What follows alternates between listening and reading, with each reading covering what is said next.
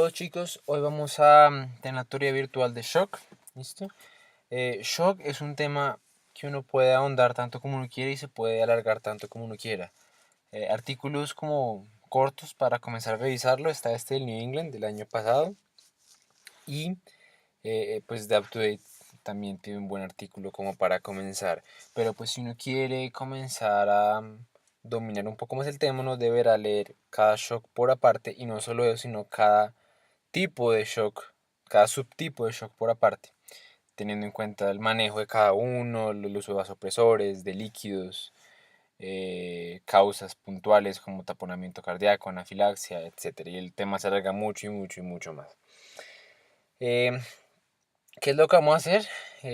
Vamos a, pues, a ver cosas básicas, cómo se clasifica el shock, más o menos por qué puede dar, qué decimos, a qué nos referimos con shock. Shock es lo mismo que hipotensión es lo mismo que shock. Todo shock tiene hipotensión, uno la tiene. Vamos a hablar de los conceptos, vamos a hablar un poquito de uno cómo le enfoca, es lo más importante de la teoría, uno cómo enfoca cuando un paciente está en shock, qué le pido, cómo lo manejo, qué le pongo, qué no le pongo, qué hago primero, qué hago después. Bien, y al final vamos a hablar un poquito de soporte vasoactivo, como las medidas finales. Bueno, para comenzar, shock es un estado de insuficiencia circulatoria. Al igual que uno estudia la insuficiencia respiratoria, la insuficiencia cardíaca, el shock hace referencia a la insuficiencia, pero la circulación del sistema circulatorio, que genera, y esto es muy importante, esto hay que recalcarlo, hipoperfusión tisular. Bien, eh, ahora bien, yo puedo tener shock por cuatro diferentes tipos grandes de mecanismos. El primero es que yo tenga, bueno, este es el circuito normal, ¿cierto? Aquí está el corazón con las arterias que irrigan los órganos y que devuelven por la parte venosa la precarga al corazón para que la siga mandando a los órganos. Lo primero que se me puede caer es el corazón, es lo más, lo primero que uno piensa, es que si yo tengo un corazón que no está funcionando bien, que no puede mandar esta sangre bien, lo cual se define bajo un gasto cardíaco disminuido, pues va a tener shock. Y este shock se le llama un shock cardiogénico. La otra manera en la que me pueden faltar las cosas, en la que me puedo fallar, es cuando mi corazón está funcionando bien. Lo que pasa es que no tengo suficiente volumen para manejar. Bien, tengo un buen circuito, solo que no tiene materia prima para mover. La otra forma es que yo, en cierta manera, obstruya el flujo, ya sea el flujo que entra o el flujo que sale. De esta manera puedo tener un corazón perfectamente funcionante y una buena volemia, pero no voy a poder circular la sangre. Y la última, que en realidad es la más frecuente, pero es la que la gente menos piensa, es el shock distributivo, que es cuando yo me vasodilato de una manera severa y de esta manera disminuzco el volumen arterial efectivo. ¿Listo? En estos pacientes de manera primaria no debería haber una razón por la cual se pierda líquido, pero eventualmente por la vasodilatación secundaria de esto se comienza a perder un poquito el líquido. Y además hay un estado proinflamatorio que usualmente, ¿no? Un estado proinflamatorio que hace que se pierda un poquito de líquido. Entonces ellos eventualmente generan un poquito de hipovolemia. Pero el mecanismo principal es una vasodilatación extrema, ¿listo? Que hace como que falte líquido, por decirlo así, no llegue tan bien a los tejidos. Bien. Ahora bien, dentro de cada una de estas clases hay varios tipos de causas, hay varios tipos de subtipos de shock, por decirlo así. En el hipovolémico, el más frecuente en adultos es el hemorrágico. Es raro que la gente entre en shock hipovolémico por pérdidas gastrointestinales, por vómito, diarrea.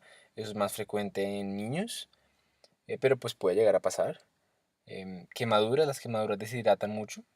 Una quemadura extensa puede causar un shock hipovolémico o pérdidas en tercer espacio. Un paciente con ascitis, sobre todo, por ejemplo, si uno le va a hacer una paracentesis terapéutica y no le pone albúmina, la ascitis rápidamente que uno quita se vuelve a acumular y quita volemia. Y eso los puede matar, les da un shock.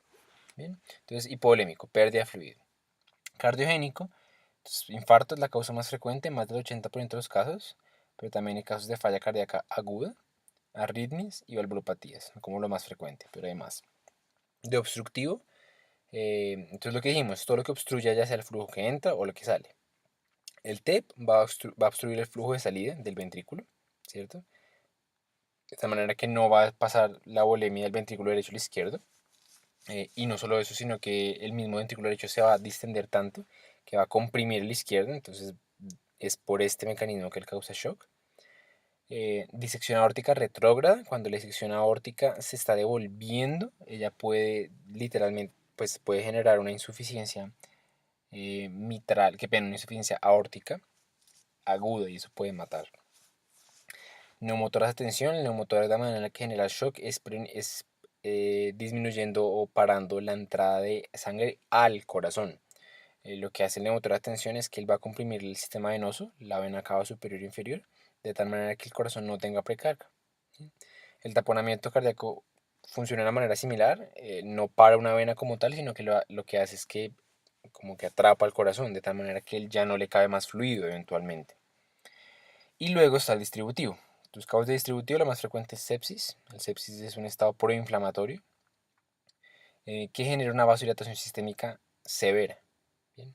El síndrome de shock tóxico, sobre todo se va a toxinas de Staphylococcus aureus, también puede generar un shock distributivo severo. Shock neurogénico, que es una que poco hay que hacer ahí, son lesiones, pues son lesiones neurales.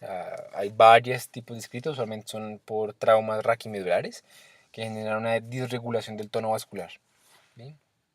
Anafilaxis, la anafilaxis lo mismo, en estado proinflamatorio. Liberación de histamina masiva que genera una vasodilatación sistémica severa. Pancreatitis, la pancreatitis es un estado proinflamatorio también severo que causa disfunción multiorgánica y shock.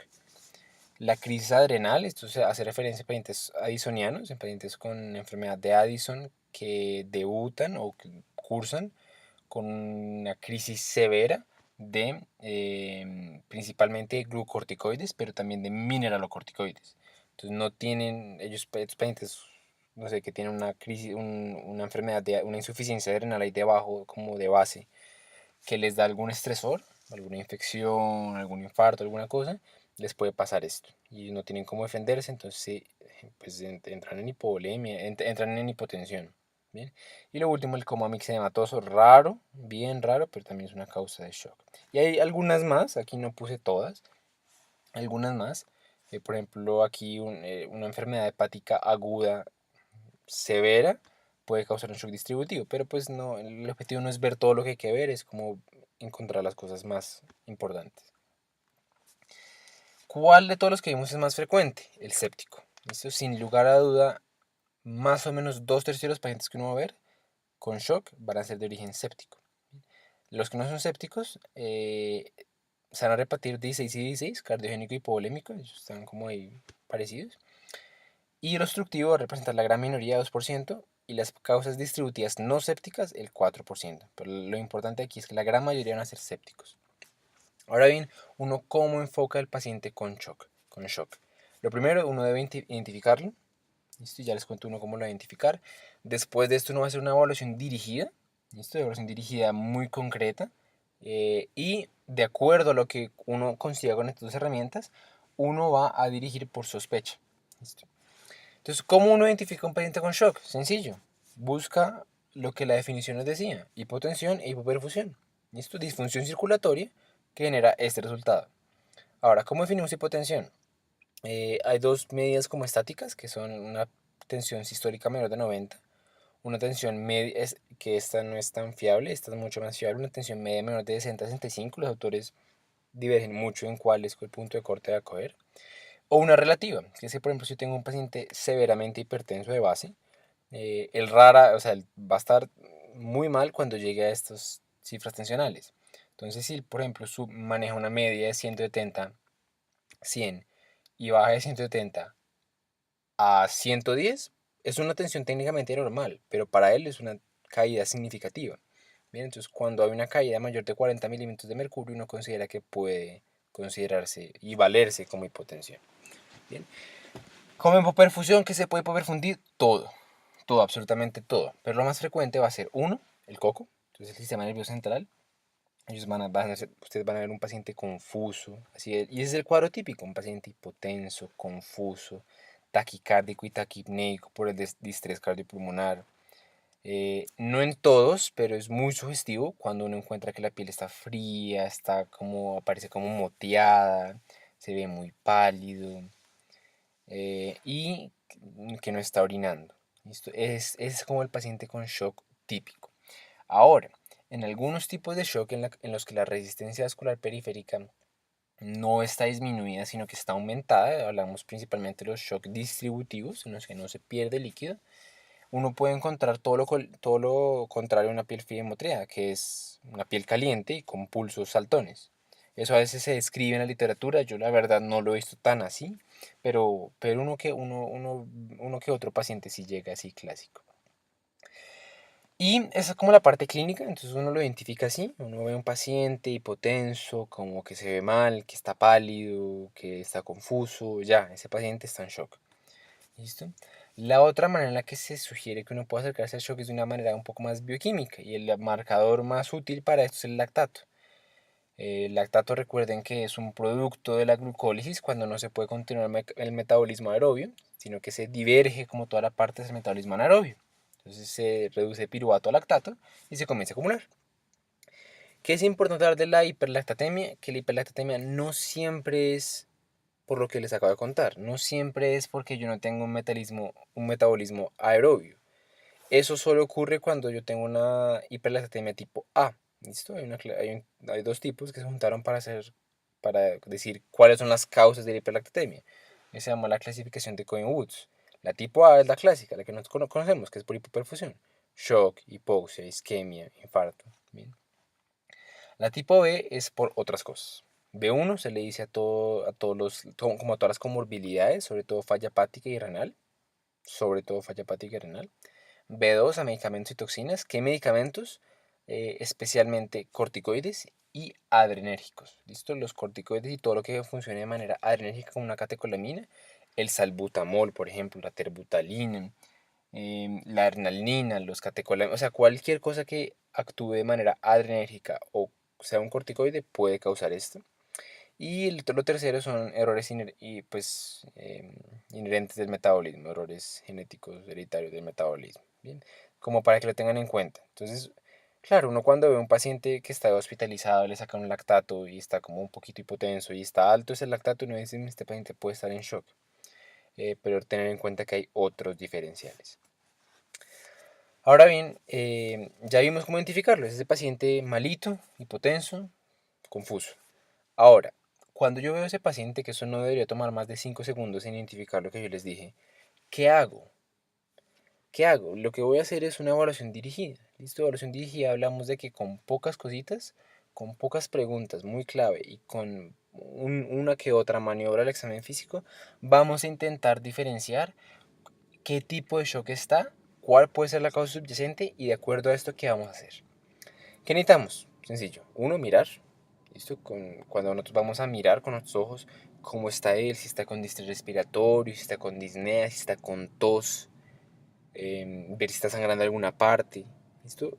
Con solo verlo muchas veces ya podemos tener incluso el diagnóstico. Con signos vitales, ¿listo? Entonces, muy importante tomar los signos vitales. De entrada, la fiebre, aunque la fiebre no es sinónimo de infección, en el contexto de un paciente con shock uno tiene que asumir de que la fiebre nos está indicando que hay una infección. Esto no es lo primero que uno asume y uno actúa acorde. Auscultación especialmente la cardiopulmonar, vital. Eso más adelante vamos a ver que nos va a ayudar a diferenciar muchas causas de shock, sobre todo cardiogénico y obstructivo. Historia clínica, unas pocas preguntas. Obviamente, cuando tenemos un paciente urgente, no vamos a comenzar a preguntarle si vive con un perro o de dónde nació. Esas preguntas se hacen en un segundo tiempo, como para completar la historia. Pero en un paciente urgente importan cosas más como usted qué sufre, qué medicamentos toma. Por ejemplo, aquí en la clasificación de Cohen-Woods de aquí, uno de los medicamentos que nos faltó, la metformina causa hiperlactatemia. Entonces, si él me dice, no, yo soy diabético, o la familiar que está con él porque él está un poco confuso y no, él es diabético y toma metformina, uno puede decir, puede ser por aquí. Bien, entonces, ¿qué medicamentos toma? ¿Qué patologías sufre? ¿Qué antecedentes tiene? Ya lo dijimos. ¿Qué síntomas ha presentado? Entonces, muy diferente me comienzan a decir de un paciente con tos, expectoración, de un día de evolución. Así me dicen, no, es un paciente en un postoperatorio reciente de tal intervención quirúrgica. O es un paciente con un antecedente en aneurisma de aorta abdominal. Es muy diferente. Y lo último es la palpación y la percusión. Eso es, sobre todo la percusión, va a ser clave. Bien. Entonces vamos a ver unos patrones sencillos que ustedes tienen que reconocer para precisamente llegar a la sospecha etiológica. Si ustedes ven a un paciente sangrando por alguna parte, por donde sea, de la cabeza a los pies, uno tiene que asumir de que esa puede ser una causa de shock hipovolémico. Bien, esta es la causa más frecuente, lo que les dije, de un shock hipovolémico, el sangrado en adultos. Diarrea y vómito, también, si el paciente llega diciéndole a uno que tiene una diarrea de alto gasto, más de 10 disposiciones al día le comenzaron hoy y ya ha tenido 20 episodios y uno lo ve y está pálido, pues obviamente esa es la causa. Quemaduras extensas, mucha gente les pasa, pero ellos se deshidratan. ¿Qué podríamos decir aquí hablando como del sangrado? De que la causa más frecuente, estos son datos americanos, pero la causa más frecuente de sangrado es trauma. ¿Listo? Entonces usualmente el shock hemorrágico hipovolémico se ve en el contexto de un paciente traumatizado. Hay varias maneras de clasificar cuando uno ya tiene un paciente con shock. Estos los pongo aquí como ya que estamos hablando de eso. Y que usualmente hablan de cuánta cantidad de sangre se ha perdido, a qué frecuencia cardíaca han llegado, cómo está su presión arterial, o sea, cómo mira como los signos vitales y lo relaciona con la cantidad de sangre que ha perdido. Pero eso ustedes van a ver más a detenimiento en trauma, ortopedia, cirugía. Sigamos viendo más cosas. Si un paciente llega así, yo lo veo en urgencias de esta manera, está hipotenso, se está tocando el pecho así, sé que le duele, se refiere que está como de manera subesternal, que ese dolor se irradia a ambas extremidades, y uno lo ve, está diaforético, tiene un poquito de náuseas, ya, uno tiene que sospechar de que hay un infarto de miocardio. Eh, en pacientes que uno observa que lo que primero dicen es disnea, que ellos están con dificultad para respirar, que cuando se acuestan les empeora, entonces ortopnea, disnea, que uno los ausculta y uno encuentra crepitantes de burbuja variable, y de pronto uno puede llegar a encontrar un derrame pleural por ahí, sobre todo el lado derecho. Pueden tener un poquito de tos, esa tos a veces dicen que es como con un esputo como rosado, que tiene ascitis, que tiene edema periférico, uno tiene que sospechar de una falla cardíaca aguda. Bien, esos son como los grandes signos de la falla cardíaca aguda. Si me llega un paciente con disnea, dolor pleurítico y edema unilateral, puede tener una fiebre, uno tiene que sospechar de TEP. Bien. Este es muy importante, este no se les puede pasar nunca. Cuando ustedes ven a un paciente así, choqueado, y ustedes observan que la tráquea está como hacia un lado, percuten en este pulmón y en este pulmón encuentran hiperresonancia, bien, auscultan y no encuentran ningún ruido respiratorio, está taquicárdico, tiene una ingurgitación yugular.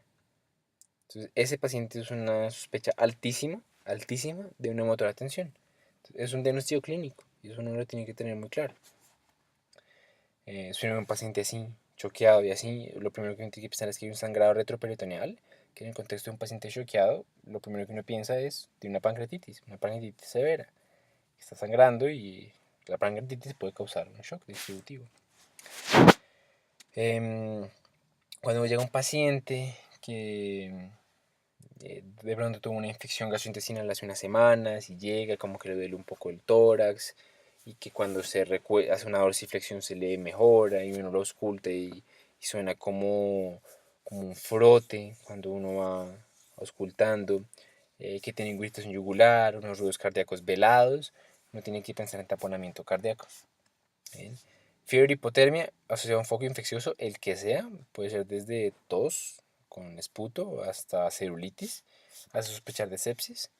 Y finalmente, si uno encuentra un paciente así, con un exantema maculopapular eritematoso de predominio en tórax y en cara, asociado a angioedema, ya, eso es anafilaxis. Bien.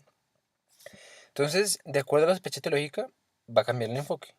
¿Sí? Pero lo importante es que nosotros con pocos elementos lo identificamos. La gran mayoría, más del 90% de los casos, con solo estas herramientas, uno puede enfocarlos muy bien. Y una vez uno ya tenga como un diferencial en su mente, va a pedir uno que otro paraclínico. Por ejemplo, si yo tengo un sangrado gastrointestinal superior, usualmente la endoscopia va a ser una prueba muy útil.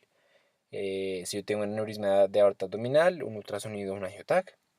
Si yo me estoy infartando con falla cardíaca con arritmias, un ecoTT y un electrocardiograma probablemente serán lo más útil. Si yo tengo un TEP, un angiotac o un eco, el que esté primero, la verdad. neumotórax de tensión, es un diagnóstico clínico, a ese no se le pide nada. Esto es para los demás. Taponamiento cardíaco, un ultrasonido, un eco-TT. Distributivo, a la sepsis se le piden hemocultivos y todo el panel para completarle el SOFA. Esto hay que hacerlo rápido. A la anafilaxia no se le pide nada. A la pancreatitis se le puede pedir una amilasa. Al comer hematosa una TSH. Lo que les quiero decir es que dependiendo del shock, dependiendo de lo que yo encontré y los patrones que acabamos de ver ahorita, yo voy a enfocar de una manera diferente. Si yo no sé por qué tiene shock, si yo ese paciente lo evalué y yo no le encontré nada raro, él no tiene ningún síntoma como localizador, ¿qué le puedo pedir? Usualmente ahí se ataca con muchas cosas, se le pide un hemograma, función renal, se pide de todo, pero tres paraclínicos que son tremendamente útiles se los voy a contar. El primero es el eco, sin duda alguna, y probablemente lo es el paraclínico más importante en el abordaje de un shock de origen desconocido. Porque me va a dar mucha información. Y yo puedo mirar así virtualmente cualquier órgano. Desde el corazón hasta el pulmón. Aquí hay un pulmón con un neumotórax. Que se ve ahí. Es un neumotórax porque fíjense que la ecogenicidad es nula. A su aire. Y aquí está como un deslizamiento de las hojas pleurales y pulmonares normales. Pero puntualmente del corazón nos ayuda mucho y ayuda mucho a pensar en la causa. Por ejemplo, en este caso, fíjense que el ventrículo casi que se está tocando. O sea, esto habla de que una hipovolemia severa, porque no hay casi sangre ahí metida, entonces es un signo de los kissing ventricles, como los ventrículos que se besan. Contrario a eso, aquí miren que ya tiene un buen espacio esto. em, pero miren aquí esto no es normal. Esto es ventrículo izquierdo, es ventrículo derecho, aurículas. Y esto no es un ventrículo extra, eso es líquido, esto es un taponamiento, es una pericarditis que ya está comenzando pues en un paciente con choque, a comprimir.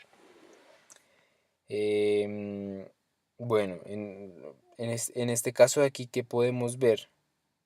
Déjennos ubicar. Ya, este es el ventrículo derecho, la aurícula derecha, y este es el ventrículo izquierdo con aurícula izquierda. No, la verdad, en este caso, la verdad, no recuerdo de qué se trata. Em, y en este sí es claro. Fíjense, este ventrículo, es un ventrículo izquierdo, se nota porque tiene un volumen ventricular, un ancho ventricular mucho más grande. Em, y en este caso estamos observando cómo este ventrículo está muy dilatado y está empujando el ápex, está empujando la pared. Esto es muy compatible en en un paciente que debuta con choque de un tromboembolismo pulmonar. Esto altamente sugestivo. Cavidades derechas aumentadas, desplazando la pared y comprimiendo el ventrículo. O sea, altamente sugestivo. La verdad, en este momento no me logro acordar de qué era.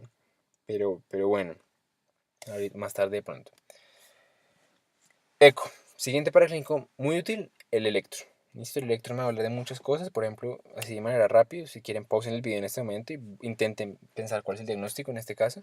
Pero en este caso ya le voy a decir, es una FA. Si ustedes observan, es un ritmo irregular con ausencia de onda P. Es una FA. Una FA que está inestable, se cardiovierte. Punto. Entonces es un paraclínico muy útil, da la información de uno. Lo mismo, párenlo aquí si quieren, para que le hagan el abordaje al electro.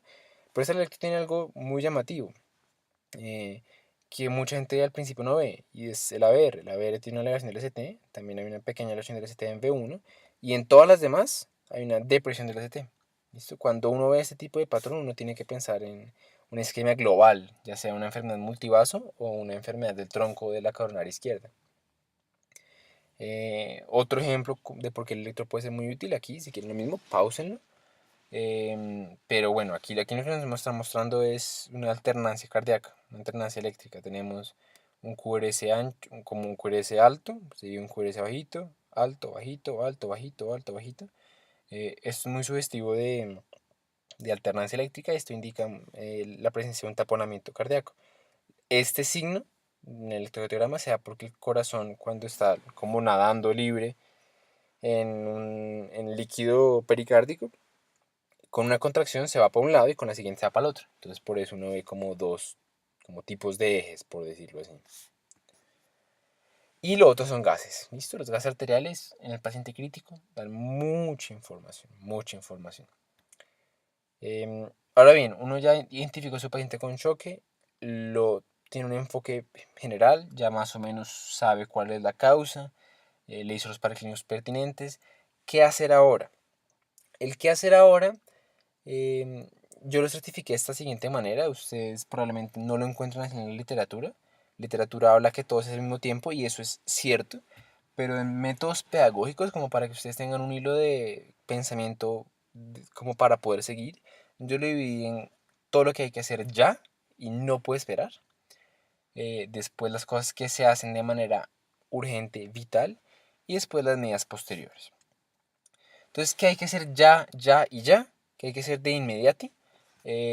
Tres cosas, básicamente. O sea, hay tres intervenciones, tres tipos de condiciones que causan shock que no esperan, que uno tiene que hacerlas ahí mismo del paciente, que incluso tienen prioridad antes de intubar, que incluso tienen prioridad antes de poner líquidos, vasopresores, lo que sea, que si uno hace esto, probablemente incluso pueden obviar la necesidad de cualquier intervención adicional.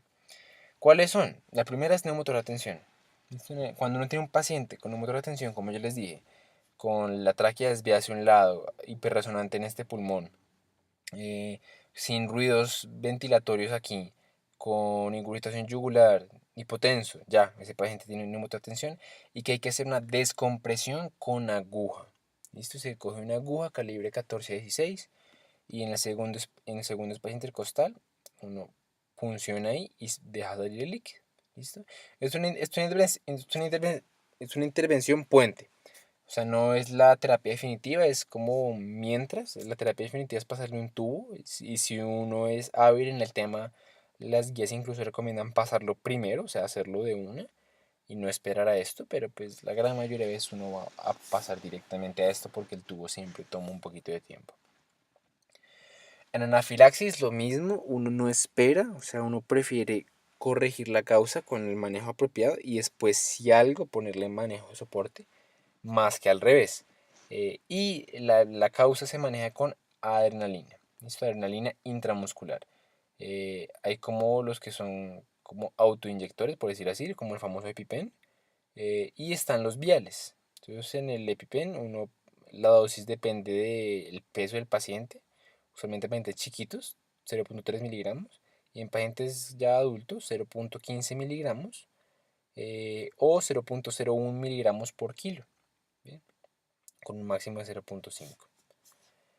Y en el paciente con un sangrado significativo, no sé si yo tengo un sangrado, por ejemplo, arterial, em, de cualquier arteria que ustedes digan, cualquier arteria significativa que ustedes opinen, va a priorizar el control del sangrado a cualquier otra intervención. ¿Sí? Es mucho más importante controlar el sangrado que ponerle vasopresores, líquidos, lo que sea. Y para eso usualmente lo que se hace es que si es una extremidad, se coge un torniquete, se genera un torniquete, aquí muestran como una manera sencilla de hacer un torniquete, hay dispositivos que lo hacen más sencillo, y se pone de manera proximal para que no llegue tanto flujo a la arteria y no siga sangrando. Entonces, esas son como intervenciones que no esperan, son intervenciones que uno, incluso si las hace, se puede salvar el resto de lo que va aquí adelante. O sea, un paciente con anafilaxis, si uno le pone adrenalina, puede obviar la necesidad por completo de intubarlo. Cuando yo no tengo una intervención inmediata necesaria o cuando la hago y aún así el paciente sigue con shock, ahí debo pasar a dos cosas que se hacen al mismo tiempo, por eso las puse como el mismo color, que son el soporte vital inicial y las intervenciones urgentes, no inmediatas, sino urgentes, o sea que hay que hacer lo más pronto posible, pero no que no preceden el soporte vital inicial, sino que se hacen como al mismo tiempo.